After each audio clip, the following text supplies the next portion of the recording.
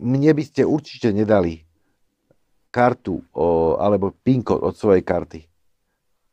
Ľudia odovzdávajú PIN kód od karty politikom, ktorých nepoznajú a volia tých, ktorí sú im cudzí. Iba 15,5% ľudí na Slovensku volilo politikov do parlamentu, ktorých poznali.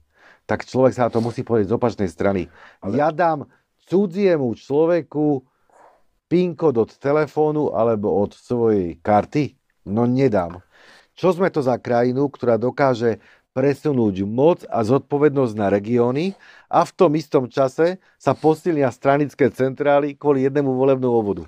Ideme naopak. To znamená, že ak dnes vieme, že 67% ľudí na Slovensku chce voliť v regiónoch, a ak si detálne pozrieme dáta, tak to chcú dokonca aj voliči opozičných strán, nie iba koaličných, tak našou psiou povinnosťou je trpezlivo to vysvetľovať ľuďom, aj vďaka takýmto diskusiám, prečo to má význam, prečo to má zmysel. Spätosť s regiónom bude mať každý, kto sa z regiónu prekrúžkuje na kandidátke politickej strany.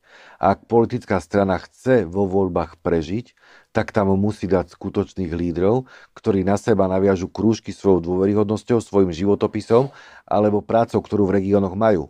To znamená, že my zachováme systém strán, ale vytvoríme tlak na to, aby strany boli lepšie, aby mali štruktúry, aby išli za dobrým právnikom alebo lekárom a ho poprosili, aby bol súčasťou ich kandidátky, lebo jeho nápady môžu byť hnací motor pre volebný program. To je ten najväčší tlak na strany.